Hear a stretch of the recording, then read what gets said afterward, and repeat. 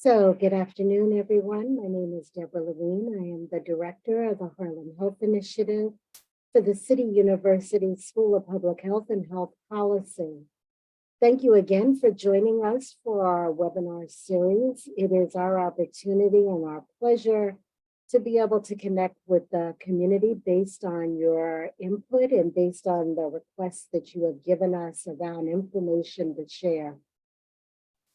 Would just like to take a moment to thank our staff for putting this webinar together, and thank Pedro for his time, his energy in being able to supply us with information around young people, opioids, and how we can work better in the community collaboratively together.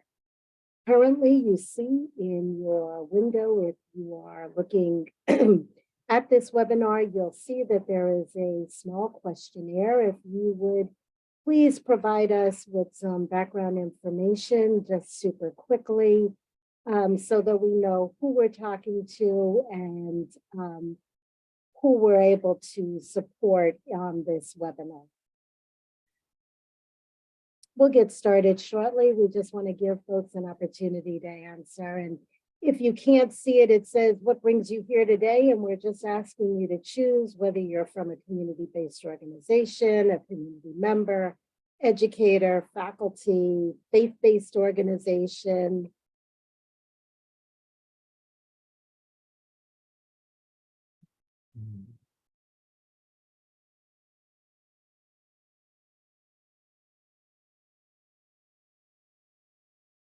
So let's see, Priya, do you want to tell us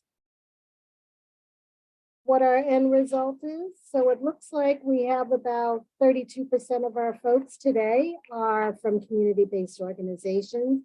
Happy to say that our faith communities are represented today at 28%. We have about 28% of you who are community members, 16% which are community educators, 12% thank our students for showing up, and we have faculty here also represented. So we have a good cross-section from our community, and we are so pleased that you all have agreed to spend your lunchtime with us today. So without further ado, I will turn the floor over. Today's webinar is Young Opioid Users and Drug Injection-Related Risks. It is my pleasure today to turn the floor and the presentation over to Dr. Pedro, who will provide us and go through the slides. We will probably do this presentation roughly about 45, 50 minutes or so, and then we will open the floor for questions. Some of you have been good enough to provide us with questions ahead of time. If you haven't, please have no fear. And of course, the lights go out when I don't move. Never a dull moment. You can feel free to use the chat function and put your questions in. If we don't get to them today, we'll be happy to hold on to them and send them to you in a follow-up email. Also know that this webinar is being recorded. We will share the recording with you. And if you are interested in past webinars that the Harlem Health Initiative has partnered with the community to do, you can find them on our YouTube channel. And Priya will be so kind as to put that link in our chat. Along with, we ask you to please also follow us on Facebook and Instagram.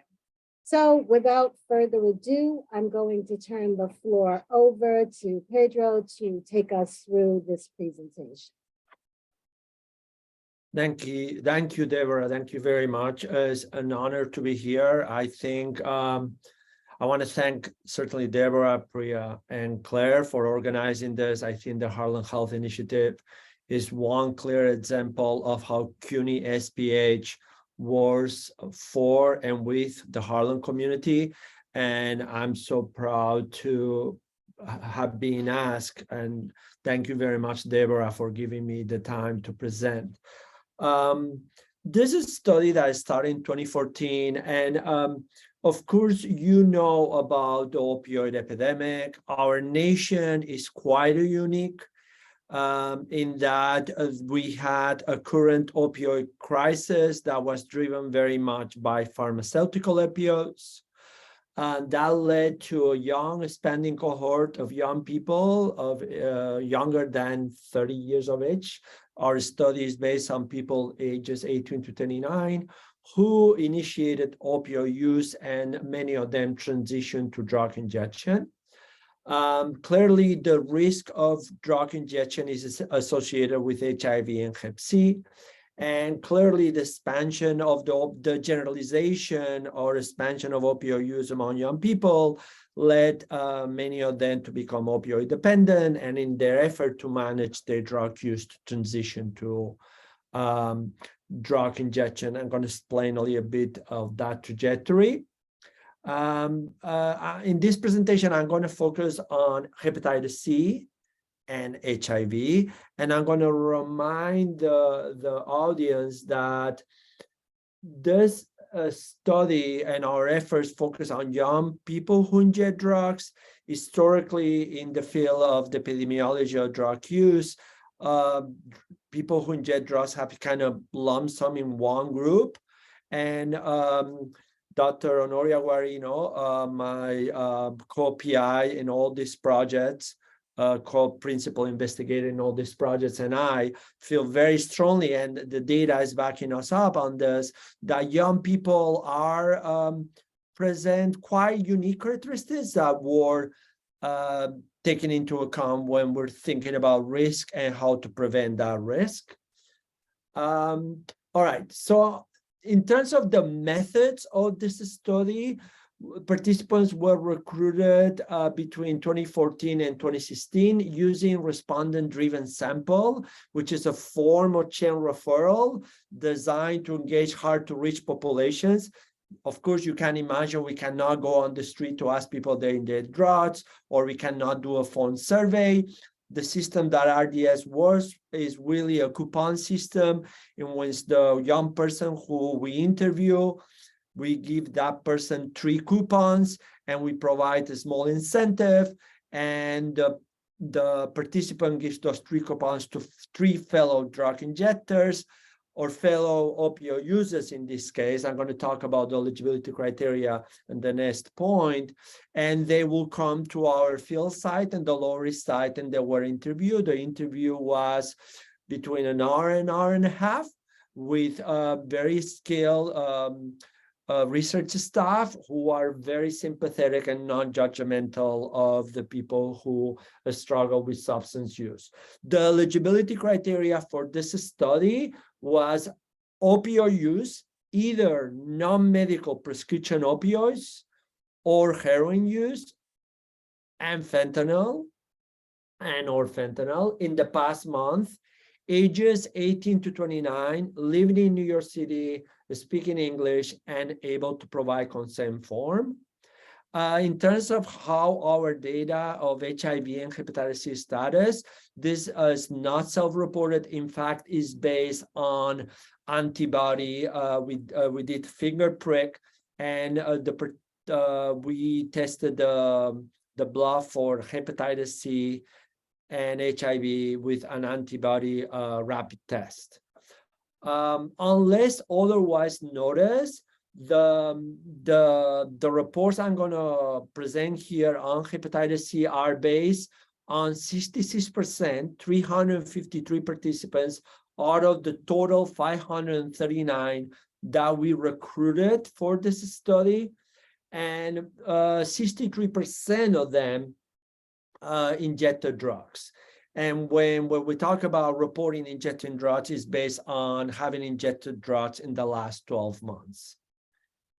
Okay, now this is where it starts being interesting. If some of you know a little bit the history of drug use, the East and West Coast, New York, Harlem had a long history of residents who injected drugs. And the opioid epidemic very much expanded the opioid drug dependency to other parts of the realms of the country, other states, and other localities, being suburban or rural.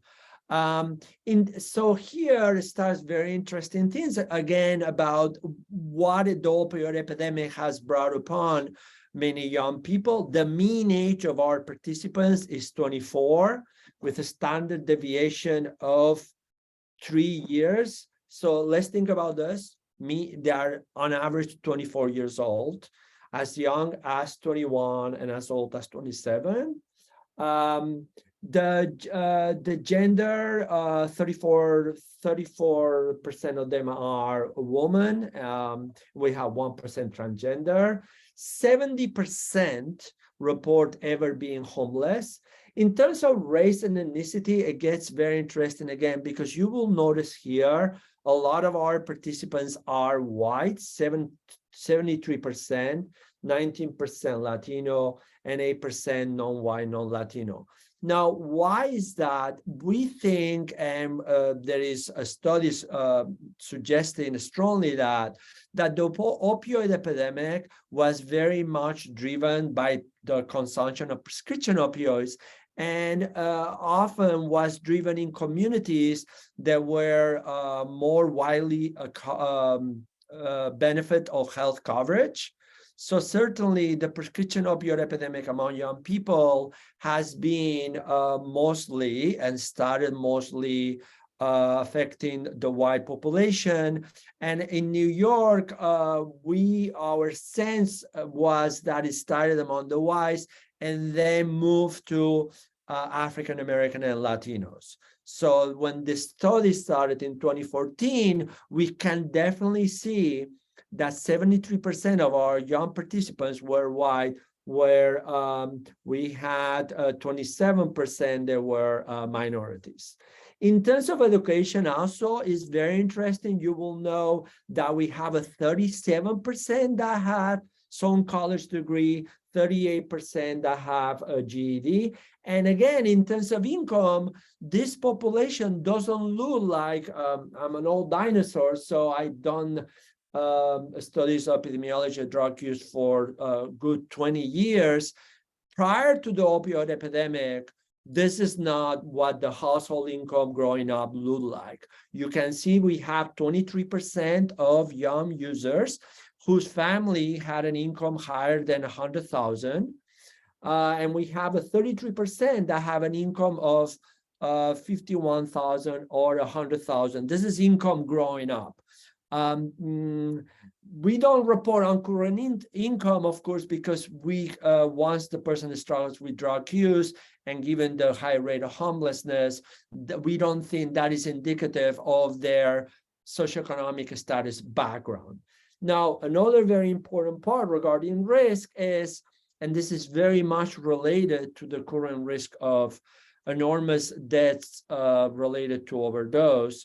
56% of our young people, remember 24 years of age, 56% have experienced overdose. This will be among the injectors. And further, I'm going to talk about the overall population of 539, but in this case, these characteristics are of those who are who report injecting drugs in the last 12 months. So let's talk a little bit of opioid use trajectory. This is a question that I often get, and we publish a paper. At the end of the presentation, I'm going to present a list of the published papers, and Harlem Health Initiative is going to make them available to you upon request. And I think there's going to be a follow-up email about that. But now let's go. I think this is very, very important. And it's important to understand why prescription opioid is a risk for many young people, the opioid epidemic, how and why people went from initiation of non-medical use of prescription opioids. Many of them, they thought of it as a recreative drug akin to marijuana. So we'll go to the movies and we'll pop a pill. We have to remember those pills were readily available in 2014, 2015.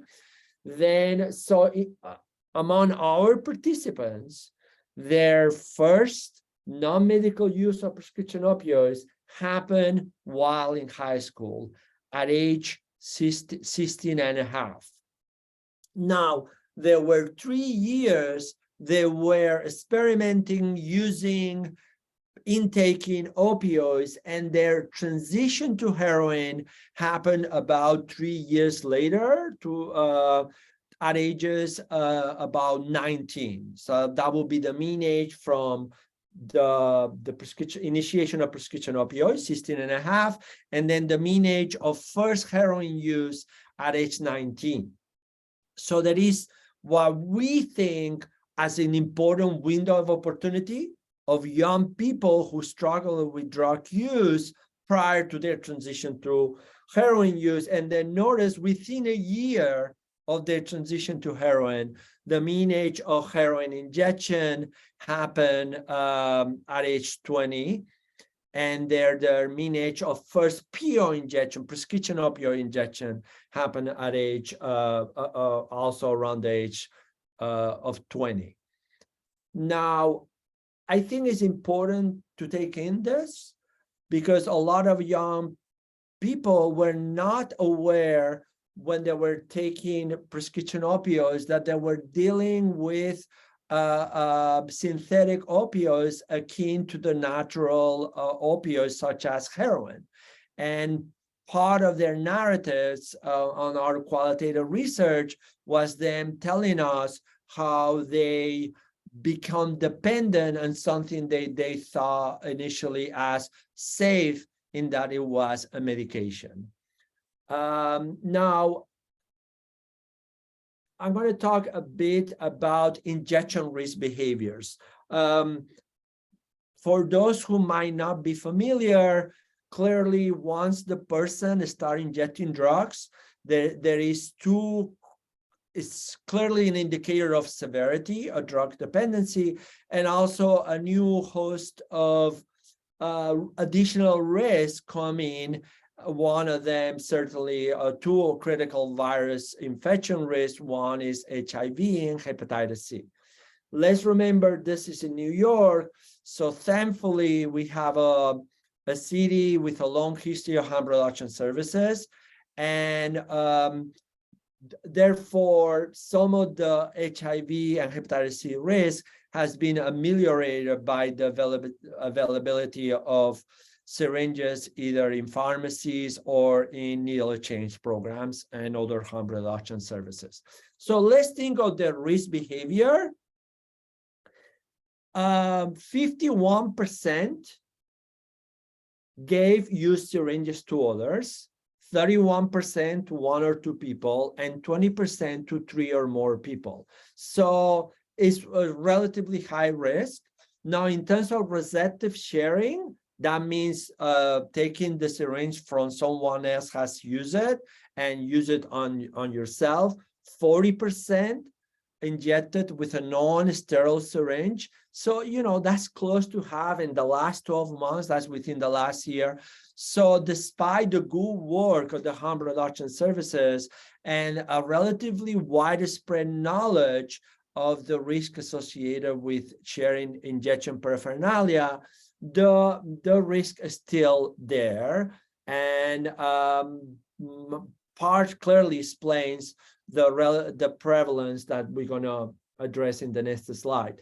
But here you could see that sharing cookers, which is another risk factor, and cookers, for those who are not aware of the practice of a drug injection, cooker is what we refer to as either a bottle cap or the spoon, where the person who uses drugs places the drug, and then the sterile water or the liquid that dilutes the drug. And it is important not to share the cookers or filters or drug diluent water, because those injection paraphernalia could contain the hepatitis C virus, and the virus could spread not only from sharing syringes, but also from sharing other injection paraphernalia. And you can see that close to 60% share cookers in the last year. Now, another very important point regarding safety is where the young people get their syringes. In terms of syringe sources, we see very importantly that in the last 12 months and the last 30 days, a majority went to a pharmacy or to drugstore to get syringes. I think that is very important that that availability is in place, because at times needle exchange programs might not be in the neighborhood, might not be readily be accessible. And it's important that the person who struggles with drug addiction to have a wide availability of options in terms of accessing safe syringes, clean, sterile syringes. And then you can also hear other aspects that are of concern. Clearly, they rather concerned now, but that's in terms of syringe source, that 41% got them from friends or acquaintances, and that is a quarter of them in the last 30 days. Now we're going to move on into the HIV and hepatitis C prevalence among this young group of injectors. 30% had a hepatitis C antibody positive result. That's 105, and it's 30% of those who inject drugs. And we have a small number of HIV, what's less than 1%. And those 3 individuals reported having HIV not from drug injection, but from at birth. So clearly we can see that despite being in a relatively well coverage, in contrast with other parts of the country, in terms of harm reduction services, the hepatitis C risk among drug injectors remains. Now, you might say, well, Pedro, you did this in 2014 and 2016. We have a new study that we just finished. It's called the Staying Safe study, where we did a similar antibody survey among people who use opioids, and we found among drug injectors in this Staying Safe study, the prevalence is 20%. What is that telling us? I think it's telling us that there is good news in that the prevalence of hepatitis C among young people in New York City is remaining relatively stable in terms of from 2014 to 2021, and it's around that 30% antibody. In this new study, and you might be interested in this, in this new study, the Staying Safe study, in partnership with New York State lab, we were able to do RNA. And for those of you who don't know about hepatitis C, there is 2 aspects of it. One is the exposure, and that's measured by the antibody. And the other is whether or not the actual infection becomes active, because a certain percentage of the population is able to fight off the exposure, and therefore their hepatitis C doesn't become active in the body, doesn't anchor in the body, and the body clears naturally. So what I think is very important news, and we're kind of pursuing this idea of trying to eliminate hep C among young people, is that only about 60% of those who were exposed had an active infection, which means around 42% were able to clear the exposure naturally. And that's kind of very important, because despite the fact that we have a 30%, if only about 60% of those have active infections, if we were to target and treat those young people, we certainly will be able to potentially eliminate Hep C among this young cohort. Now, you might, this is kind of classic in epidemiology, is like the more years you inject, the higher is your likelihood of become exposed, certainly because you inject more, you might inject with more people, you might inject more frequently. So here we break down the prevalence, meaning the number of positives versus the total number of by years of injection. And we can see that prior to less than a year of drug injection, the prevalence remains at 0%. So that's also a strong indication of a window of opportunity. Then within the first year, we see around 13% with Hep C prevalence. The second year, 2 years of injection, we go up to 21%. So about a fifth become infected by the second year. And we can see, and I think this is kind of very interesting, for year 2, 3, and 4 years of injection, the prevalence remains at around 20. And then by year 5 of injection, the exposure to hepatitis C increases drastically at about half, 53%. Then so C7 a year, you can see year 6 is a bit of an anomaly here, probably because of the small n. But then we can see by year 8 or more years, it goes up to 61%. The total among the population, we have, again, 30%. That's about nine exposures for 100 persons year. All right, so now I like to show this graph. This is, you might recall, I spoke how each participant was referring fellow participants. And I think this graph is basically, it shows what we call the recruitment chains, meaning, so this person right here refer this fellow to users, and this purple refer this fellow user. Now, the colors here are, the orange represents people who lives in Brooklyn, purple is in Manhattan, light blue is in Queens, darker blue is in the Bronx, reside, and pink is in Staten Island. Now, you could see here we have this very large recruitment chain, and please notice that this is actually the recruitment chain of all participants, 539, and includes injectors and non-injectors. So why is that important? Here in the square will be an injector that's Hep C negative. The highlighted square with the border in black is injectors who are Hep C positive, and the circles are young opioid users who are not injecting. Now, we could see a lot of things here. We could see at the same time certain groups, for example, this recruitment chain here, that are basically people exclusively from Staten Island, that includes injectors and non-injectors.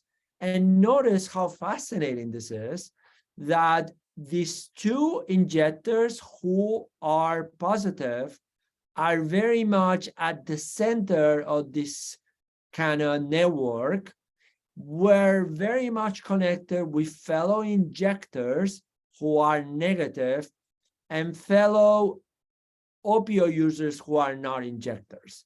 And this kind of shows you the importance of the network and the potential of prevention. So the importance of the network, there is the risk, say, that these groups might inject with each other and at some point sharing injection paraphernalia, then the risk of spreading hepatitis C in this network clearly will increase.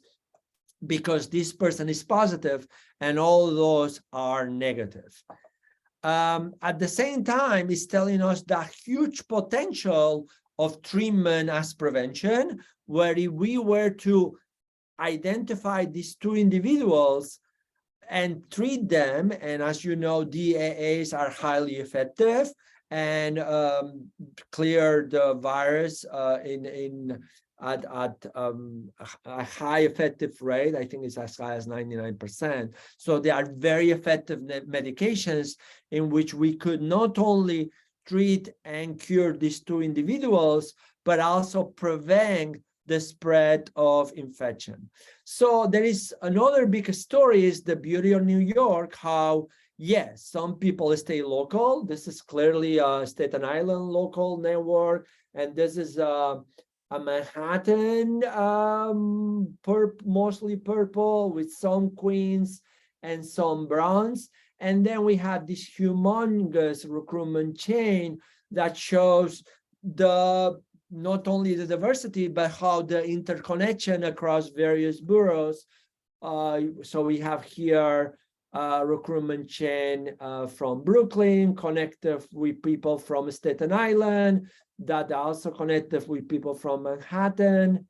So you could see the importance of, yes, local efforts, but also the importance of understanding that young people who inject drugs are very much interconnected.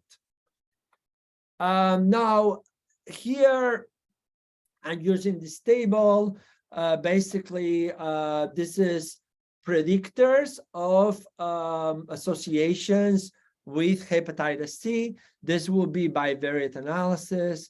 And bivariate here meaning whether or not homeless by itself is a predictor of hepatitis C, and then the multivariate, where we will include all the variables to see which ones remain significant.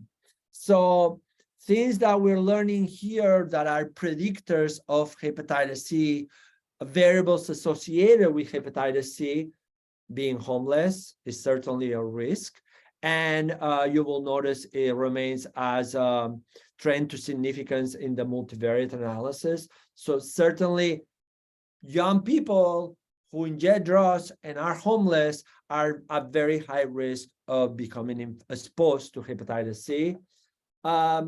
Then people who are overdosed in terms of bivariate, these are other predictors.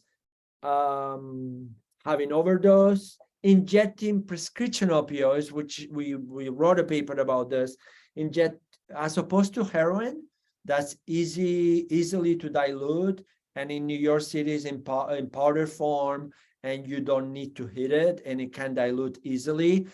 The pills are harder to dilute. Oftentimes they come with mechanisms that will prevent dilution, so they need more exposure to heat. Sometimes they are granular, that is harmful to the veins. So certainly injecting POs is a risk at the bivariate, but clearly that dissipates into multivariate. This is sharing syringes, and this is cooker sharing. So clearly they are associated for hepatitis C in the bivariate analysis. Now, this is another, notice this, what remains significant in social sciences, what ultimately is the take-home message is the variables that will remain significant once all the others are accounted for. So far, they are not so much at injection risk behaviors, but rather social structural aspects. Homelessness, and notice this, incarceration. Another part of our effort that we do in terms of our messaging and conclusions on the importance is incarcerating young people who inject drugs for their drug use is counterproductive in multiple levels, but certainly an additional risk in terms of their potential exposure to hepatitis C. And then, like we indicated early on regarding years of injection, for those who have injected 7 or more years, also remains a risk for hepatitis C. Now, I'm not going to dwell much into this, just we wanted to figure out whether or not injecting with people older than 29 was a risk. And this is in the case really that being in a network of this is being and injecting with someone older than 29, that clearly the older PWID have a higher prevalence of hep C, is this is a separate analysis, is also a risk factor for hepatitis C exposure. In summary, multivariate analysis that prevents exposure to hep C, lifetime homelessness, injecting with 8 or more people in the past 3 months, having been incarcerated 3 or more times, and injecting 7 or more years. And in a separate analysis, knowing any opioid user older than 29 was associated with hep C positivity. All right, now I'm about 30 minutes into my presentation, and I'm going to talk a little bit about the other huge concern regarding young people who use drugs, which is overdose. It's worth mentioning that we collect data in 2014, 2016, where was the beginning of the introduction of the fentanyl in the drug market on New York. Now, clearly that risk in is much more established. Fentanyl risk is much more pervasive in the drug supply of New York. So despite those that very important additional risk, the component of fentanyl, we have these young people were already exposed at very high risk. I'm going to reiterate here that this is the total number of participants, so 539, and here you will notice the racial makeup of the total sample that will include injectors and non-injectors. So 69% were white, and 8% African American, less than 1% Asian, American Indian, and 8% multiracial. And then we have this 60% missing, which we believe, and we have a strong evidence that will be people who they think of themselves as Hispanic Latino as a race. So which certainly there is close to 29% of them who identify as Hispanic Latino. This is again the breakdown of the income and the education, ever homeless, and for the overall population, the hepatitis C antibody was 19%. Now, lifetime exposure. So in terms, this is a bit the trajectory of opioid use. In terms of saving some of the time, I will call your attention to this kind of numerical confirmation of that opioid use trajectory. Notice that 77% of all the population, the 539, 77% initiated prescription opioids prior to heroin, and 15% use heroin in POs at the same age, and only close to 7% use heroin prior to PO. Very much a numerical confirmation of that trajectory from opioids to heroin. Now, in terms of lifetime overdose, this represents the 234 who had ever overdosed. All right, so that will be 234 of those 539 who ever overdosed. So 243% of the total sample have a lifetime overdose. Now notice this, that close to 60% of those who overdose 2 or more times. So not only we have about 40% who overdose, but of those who overdose, their experience life exposure overdose is multiple, is 2 or more times. Then also another thing that we're learning is what kind of opioids they use a last overdose. And we notice clearly there is people who use heroin only, PO only, and participants who use both heroin and POs, and a sizable portion who use other non-opioids. And then regarding route of administration, we see that a large majority, they were experienced their overdose while injecting. Now, clearly, as worth noting regarding the fentanyl, that had changed the equation a bit. Clearly, the fentanyl has increased the risk of exposure to overdose, either intranasal or via injection. All right, now some predictors of overdose, we have being white, higher incomes, high school or higher, so college. So certainly we can see that those with a higher socioeconomic status among this population are at a higher risk of overdose. Part of our possible explanation is they might have a more steady access to resources, then maybe they are more likely to increase the use or combine possible drugs, polysubstance use. Then being hepatitis C positive is also a predictor of overdose. Benzodiazepine, we have a paper on non-medical use of benzos. It is very common among young people who are opioid dependent to also engage in non-medical use of benzodiazepines. Of course, as you know, benzo, alcohol, and opioids, there are three drugs that are downers. And when you combine those drugs, you increase the likelihood of an overdose. And being a regular benzodiazepine user is a predictor of overdose.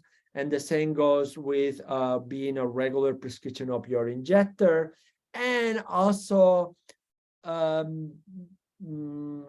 engaging in non-sterile syringe use. Now, in terms of conclusions, clearly many young people that start prescription opioid transition to heroin use and drug injection. The hepatitis C prevalence of among young opioid users ages 18 to 29 in New York City is high, it's 30%. That's their hepatitis C exposure. HIV is low, thankfully, and that's why it's important for us to keep out the good work in terms of access to treatment and access to harm reduction services. But clearly there is the risk of the spread if we don't keep out the good work. Network variables are important. Injection with people who are older is increasing the likelihood of HC exposure. Harm reduction services are important, and I think we have to do a better effort in alluring and informing young people who inject drugs of the availability of those services, and perhaps make those services more youth-friendly and more appealing to them. And then in terms of prevention, and Deborah asked me oftentimes, and rightfully so, what is the take-home message? I will say several for young people. One is, let's prevent the escalation of opioid use. meaning if we know that our young people are being exposed to prescription opioid use during high school and prior to age 19, is it very important that we provide them drug treatment services, either buprenorphine or methadone, prior to their transition to heroin injection. It's not in this slide, but it's troubling that most of our participants, their first exposure to drug treatment happened at age 20, when they were already injecting drugs and using heroin. So a big part of the effort will be made the community aware of the services and drug treatment services available for those young people struggling with opioid dependency prior to their transition to heroin and drug injection. That comes with Part B, and I feel strong, despite our numerous limitations, expand early access to medically assisted treatment. I think access to medically assisted treatment should be free to any young person who struggles with drugs. I believe there is all this opioid money settlement that states are receiving. And I think a critical component is to facilitate, without any insurance hurdles, free access to medically assisted treatment to any young people who wants and needs the treatment, and increase awareness of safe injection practices and Hep C risk associated with sharing syringes and other injection paraphernalia. And also, like I was saying earlier, expand hepatitis C testing and treatment. As part of that opioid settlement, as part of New York City efforts, as part of the New York State Hep C elimination efforts, I think needle change programs, and we have a pilot proving that, could do Hep C antibody and RNA testing, and for any young people who is RNA positive, provide immediate hepatitis C treatment. And that will go a long way in preventing and treating that young individual, but certainly a long way in preventing the spread of Hep C among young people who inject drugs, to the point that I think we could aim at Hep C elimination among this young cohort. In terms of overdose, again, the high prevalence, 47% lifetime overdose, and among those, 61% experience multiple overdose, and 59% of recent overdose involve polysubstance use. A household income, Hep C positive status, benzo use, MPO injection, and non-sterile syringe use are predictors of lifetime overdose. So no secret to anyone, overdose risk is very high among this young population. Let's remember, their mean age is 24 years old. And certainly the fact there are strong association with Hep C, polysubstance use, and overdose suggests that we have to combine our efforts in addressing this syndemic of Hep C, polysubstance use, and overdose, and also address the risk environments as a coordinated effort to prevent both Hep C and overdose among young people. These are papers that will be made available upon request. Priya will send an email follow-up to all participants. If any of you would like any of these papers or any of my publications or our team publications, we can email them to you. I'm going to explain a little bit some of these papers. So This one is a new focus in our research team, which are severe bacterial infections that lead to endocarditis. As part of the opioid epidemic, the ever-expanding impact of that horrendous opioid epidemic in our nation is the increase of endocarditis among people who inject drugs. Then another part that I haven't talked about regarding the syndemic, and this is something of great concern to us, and we think we need to pay more attention to it, is a young woman who use opioids at a very high risk of rape. And we think we have to do a better job at preventing and responding to that horrendous traumatic event and supporting a woman who use opioids in terms of coping with that dramatic experience. Another is a little bit a recent paper that we just published in 2022 that synthesizes the Hep C risk that I talk about today. Another component, I haven't talked about it, but I think it's of importance for those people who still think, oh, people who use drugs are morally flawed, they are horrendous, how dare them. Really, young people who struggle with opioid use are people who young people in this case, we find out many of them have experienced a high rate of adverse childhood events. And we publish on how those predict early initiation of opioid use behaviors. Then the trajectories, description in more detail. Then we also talk qualitatively about the overdose experience of our young people. And another that kind of refers to that, their experience as seeing prescription opioids as safe, as recreationally, as perhaps something they can do safely, and then how kind of transition to more dependency. Those last two papers are qualitative papers. And describe those in detail.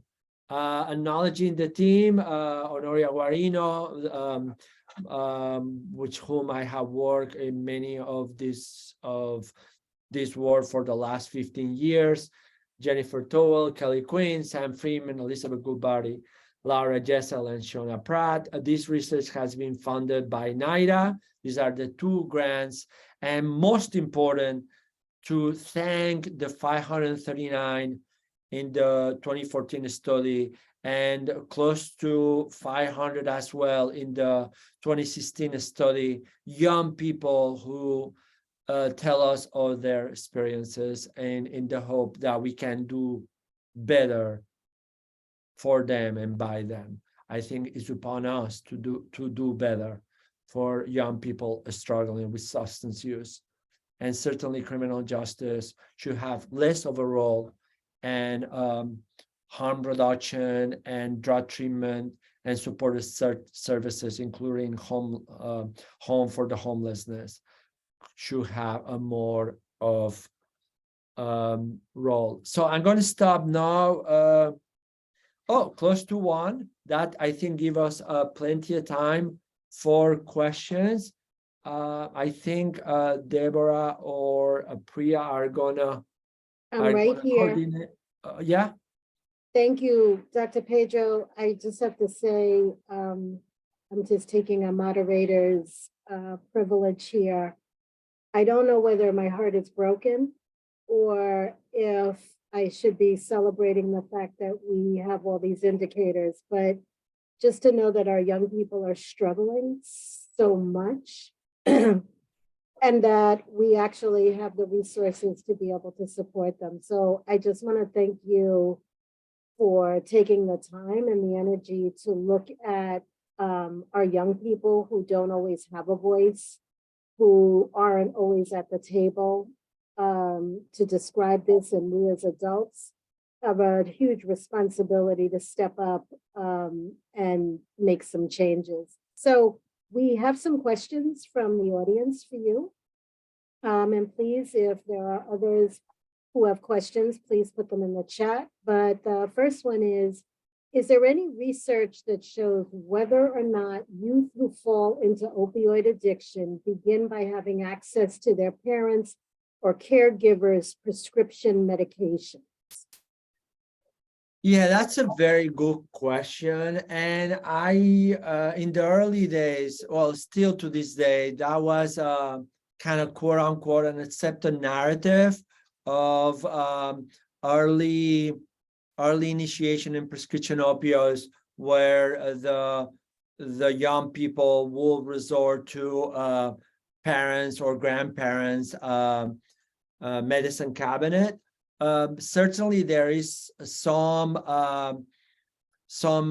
anecdotal evidence of young people resorting to medications that were at home.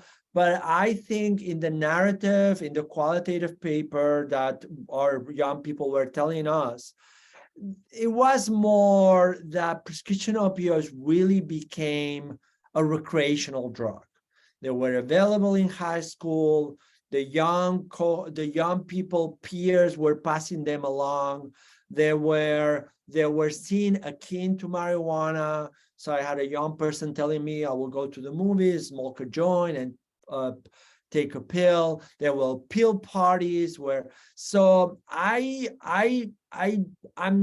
wouldn't say the trajectory was initiated by home medication.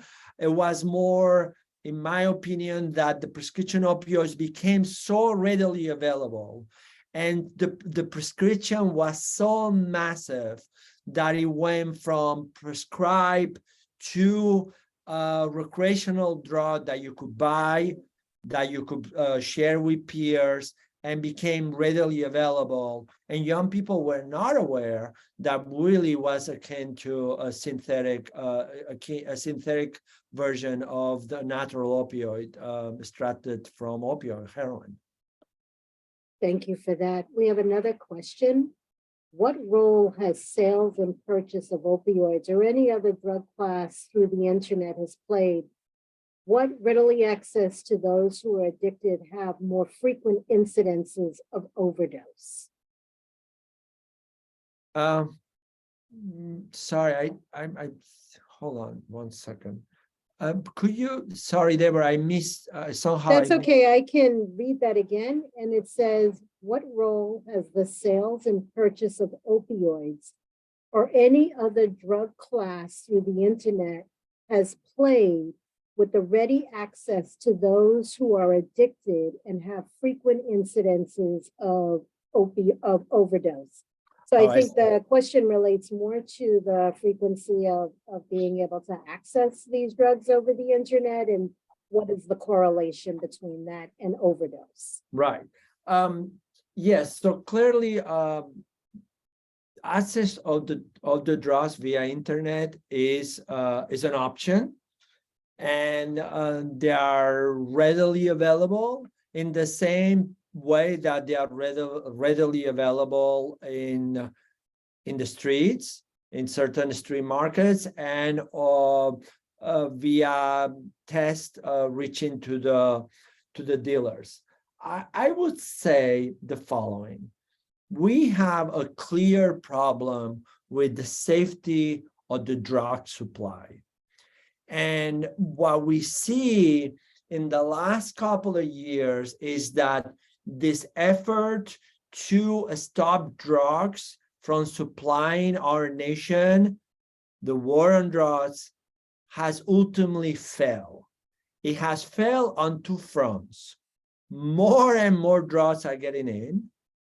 We have overly incarcerated. We are one of the nations that incarcerate the most people on drug-related charges. And in the last few years, we have seen yet another horrendous trend, which is that the illicit drug supply is getting more dangerous. It's getting more dangerous in two fronts lately, the last couple of years in New York. Fentanyl kills. Fentanyl increases tremendously the risk of overdose. Fentanyl is a very potent opioid that now is being in other drug supply, in pills, in cocaine.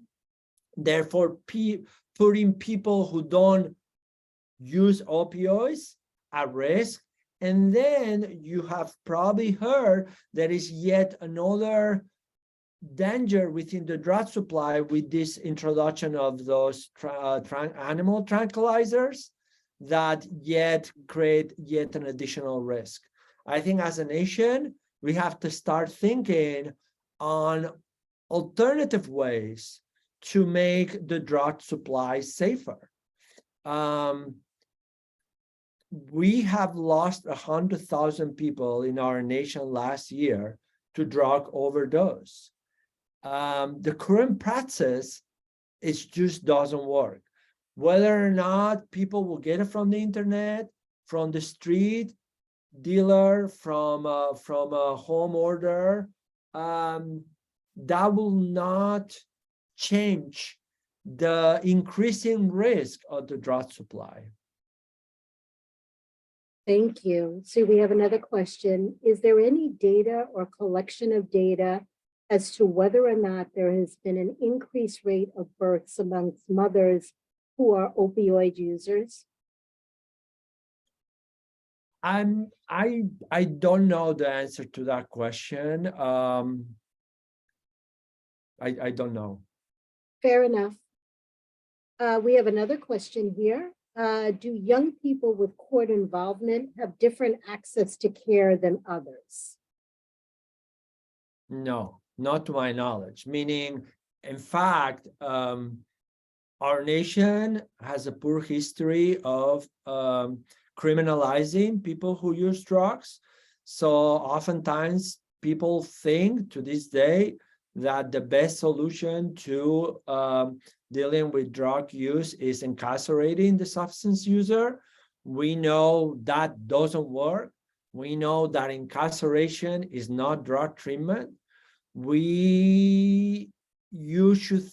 People should think, what will happen if tomorrow we were to decide to incarcerate everyone who's struggling with alcohol use? I think there will be an uproar. And similarly, we need to start thinking that people struggling with substance use are not less worthy of our sympathy, and certainly incarcerating people who struggle with substance use does not prevent the substance use. In fact, it increases the risk of HIV, increases the risk of Hep C, and increases the risk of overdose. So a little bit, the answer is no, and it's quite the opposite. Some people think of incarceration or criminal justice as a treatment, which certainly is not. Thank you.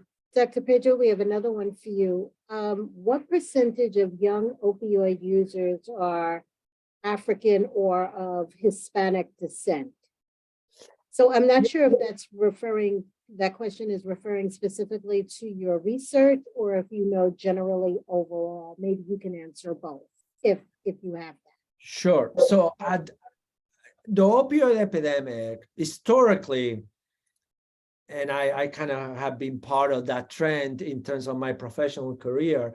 Historically, opioid use, drug injection was focalized in urban cities in the West Coast and the East Coast. New York City had a long history of heroin markets way before the opioid epidemic that started in the 2000s. Now, what happened with the opioid epidemic, like I say, the opioid epidemic was generated very much with this oversurplus supply of prescription opioids. Many of them were prescribed. So that created a surplus, an enormous surplus of prescription opioids in communities, mostly of them white, middle class, in suburban and rural areas. So where initially we had a heroin problem, bi-coastal, urban, the opioid epidemic pretty much generalized the opioid problem to the rest of the nation, and from mostly minority low-income populations to middle and upper class whites. Thank you, and thank you, Jeff, for sharing this article with us, an important attempt to shift away from criminalization towards client-centered treatment. We'll be sure when we send out the thank you email to include that link also so that folks can have that as an additional resource. I do have another question, and this is around the safe injection sites that we've heard a great deal about in the Harlem community. The question is, are safe injection sites beneficial to support young IV drug users? Yes, yes. And I understand some people might think that answer is counterintuitive. How is it possible that by facilitating safe injection, you're helping young people? Or people who inject drugs in general. It's very important to understand and to think that people who inject drugs are struggling with an addiction. So the addiction is ongoing and happening. Independently, we have safe injection sites. Safe injection sites, harm reduction places don't cause people to inject drugs. In the same way that condom availability does not lead to people to have sex. What is important is, in the face of our opioid epidemic, providing safe sites creates multiple layers of opportunity. One is you have a place where the person who injects drugs can go inject drugs in a safe environment with sterile equipment, and there you're preventing HIV and hepatitis C, not only on the individual, but on their injection network. In addition, you're preventing overdose because the drug supply is toxic, the fentanyl is present, so if the person injects there or sniffs the drug there and the person has an overdose, there will be a personnel, a staff responding immediately with Narcan, naloxone, and therefore preventing the overdose. In addition, and this is also very important that often is neglected to mention, the harm reduction services, in addition to provide safe supplies, to provide a place where the person can shower, a place where the person can wash their clothes here, they also places for referral.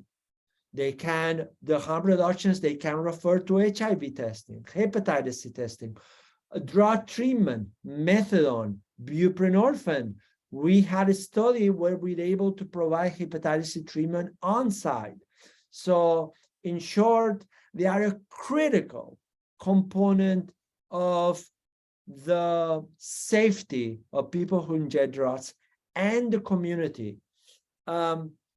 Oftentimes people think, well, we don't want this in our community. This endorses drug use. This promotes drug use.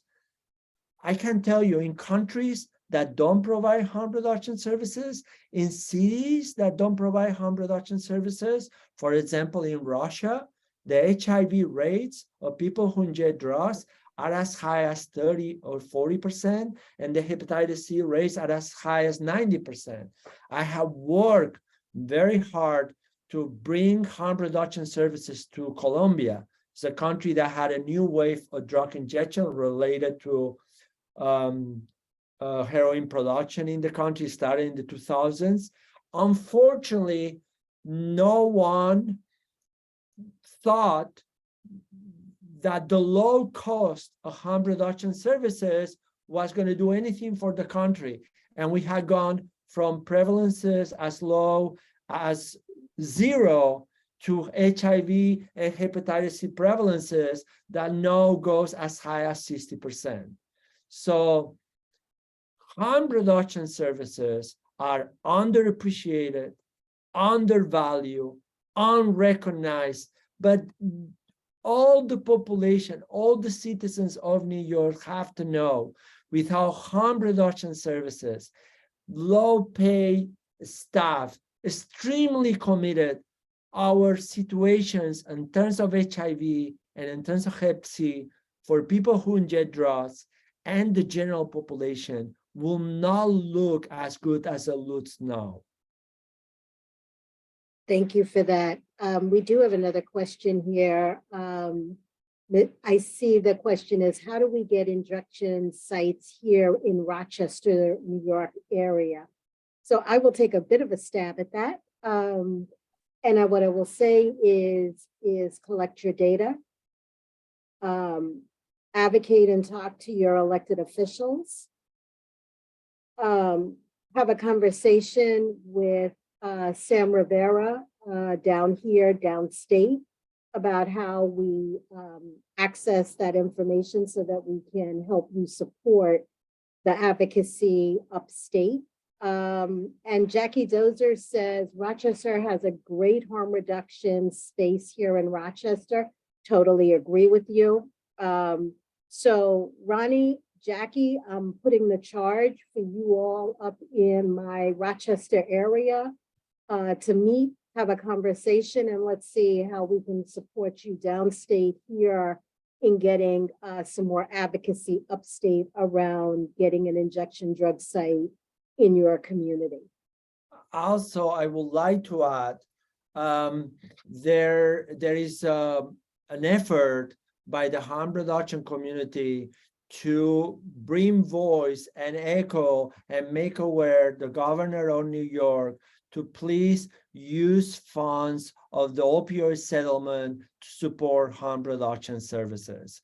I think, and this, I'm not aware of change, but the last I know, there were, at the moment, there are none of the funds from the opioid settlement to be allocated to harm reduction services. And I think certainly that ought to be changed. The harm reduction services are here, they have been here in the front line, and they need to be supported further and expanded. So I think that will be another very important part of advocacy in terms of bringing those extraordinary services to many localities that need them. Thank you. We have another question. Dr. Pedro, what are the key recommendations for providing services that truly engage young people who use drugs in harm reduction and in healthcare? What has worked in terms of addressing barriers to treatment? Wow. Wow, that's the $1 million question. That's a great question, but let me, I don't know how many of you have visited the harm reduction center, and we have many of them across the city. And then think about those services, think about how they look like, think about the localities, and then think for a second of the Mac stores. There's and look how the Mac stores look like, right? So, and I think that speaks loudly about our society and where we put our efforts. Mac stores are to attract young people or people of our age to buy computers. Now, could we have an extraordinary center, as good looking, as amazing, as well resorted, to support young people who struggle with drugs, that were provided in the community by the greed of pharmaceutical companies, who struggle with drugs because they have severe childhood experiences, adverse childhood events, who struggle with drugs because they couldn't go to drug treatment because they didn't have insurance, or their parents' insurance didn't cover it, or they felt so heavily stigmatized they couldn't talk to their parents or their professors or their teachers about their experiences. So why is that important? Because I think the message that we provide is critical. And I don't think the message that we give to young people who struggle with drugs is come to us, we'll help you. We understand what you're going through. Right now, the main message they get is you can die. Many of them are dying, unfortunately, and we will put you in jail. Many of them are being incarcerated, or we'll kick you out of our home. Many of them are homeless. That needs to change. So thank you for that question. I also think it's worth creating centers for young people who struggle with substance use, who struggle with homelessness, and have on-site drug treatment services, either methadone or buprenorphine. Thank you. So we do have another question for you. And this one is, what are some of the ways that the COVID pandemic in its various stages has affected the lives of young opioid users? In many ways. First, to commend yet again the efforts of harm reduction services. They had to close doors. They needed to, so they have to expand their services in the community in terms of distribution by peers. So there was a huge effort in adapting. Then the state of New York, to their credit, Oasis, expanded the methadone home takes. So as you might know, oftentimes methadone clinics require the patient to go every day to pick up their medication. And there was a change on those regulations. And I think there is an overall agreement that expanding the amount of take homes was very successful in terms of not requiring the onerous effort at the person receiving the treatment to go there every day. And that I think that our efforts to expand that success. So also we published a paper on this. There was the drug supply remained there. So it wasn't so clear whether or not the access to needle exchange was there. So in short, it was challenging, but I think harm reduction services try to do their best, as they always do. And the state of New York, the Oasis, was responsive in ways that shows that oftentimes a crisis can serve as a lesson learned. And I think the expansion of home doses was a good indication. Also, the expansion of telemedicine for people who receive hepatitis C treatment. I know there was some success story there as well. Great. And of course, I will say, a little bit of a side note, that people incarcerated were at strongly high risk of COVID. And that remains something of extraordinary risk and something that we have to think and revisit carefully. COVID response was slow in jails, vaccination was slow, and the risk of COVID exposure by the nature of jails and prisons was extremely high. I think this is where we can do better. Thank you for that. We do have another question here. And that is, could you just again sort of highlight what are the health and mental health risks for a younger demographic of opioid user over a longer period of time?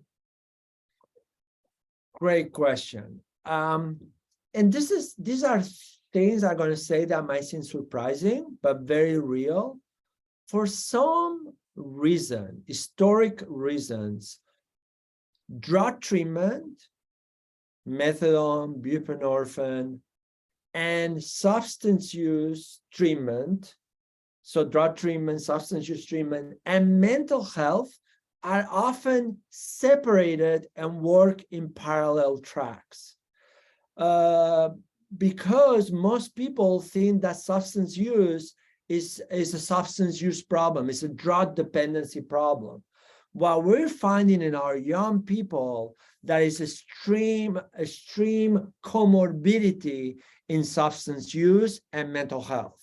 Many of them are struggling with mental health. Like I said earlier, many of them have experienced severe trauma, childhood events that might have led to drug use. And I think it's very important to bring those together. In fact, with Deborah and Harlem